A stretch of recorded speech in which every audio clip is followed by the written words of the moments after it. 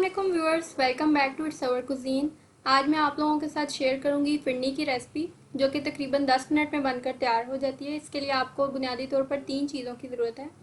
आपको चाहिए half cup चीनी, हाफ़ कप चावलों का आटा, 3 से 4 अदद इलायची, बारीक कटे हुए बादाम, 1 लीटर दूध, 1 कप दूध चावलों का आटा मिक्स करने के लिए।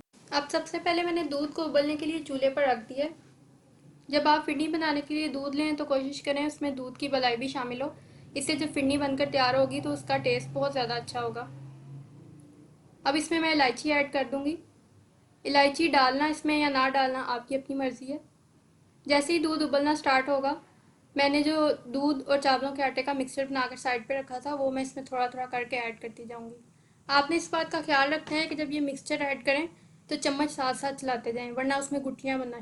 चावल का आटा ऐड करने के थोड़ी ही देर बाद फिरनी पककर गाढ़ी होना शुरू हो जाएगी, इसीलिए मैंने इसमें पूरा मिक्सचर ऐड नहीं किया, थोड़ा सा मैंने बचा लिया, क्योंकि फिरनी जो है ज़्यादा गाढ़ी नहीं करनी, क्योंकि ये जब ठंडी हो जाती है तो थोड़ी और थिक हो जाती है।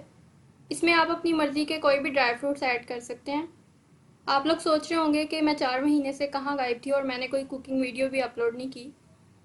एक्चुअली मैं चैनल से फेड अप होकर चैनल बिल्कुल छोड़ चुकी थी, लेकिन फिर बहुत से व्यूअर्स ने मुझे दोबारा कहा कि प्लीज़ आप अपना चैनल स्टार्ट करें दोबारा, तो मैंने फिर उनकी फरमाइश पर दोबारा स्टार्ट कर दिया चैनल। अब ये आप देख सकते हैं कि थिक होना स्टार्ट हो गई है और इस पर बबल्स भी आ गए हैं, तो अब इसमें चीनी ऐड करने की बारी आ गई है। चीनी आप हस्बे जायका लें, जितनी आप पसंद करते हैं उतनी डाल लें। अभी चीनी भी अपना पानी छोड़ेगी तो इसको थोड़ी देर के लिए हम अभी और पकाएंगे। फिरनी बनाने से पहले मैंने खीर भी बनाई थी। अगर किसी को उस रेसिपी की ज़रूरत है तो आप मेरा चैनल विज़िट करें, आपको वो रेसिपी वहाँ पर मिल जाएगी। अब चीनी ने अपना पानी छोड़ दिया है तो ये थोड़ी दोबारा पतली हो गई है। थोड़ी देर बाद जब इस पर बबल्स बनना स्टार्ट होंगे तो वो इसके पकने की निशानी होगी। अगर आपको मेरी आज की रेसिपी अच्छी लगे तो मेरी इस रेसिपी को लाइक ज़रूर करें और साथ में मेरे चैनल को भी सब्सक्राइब करें।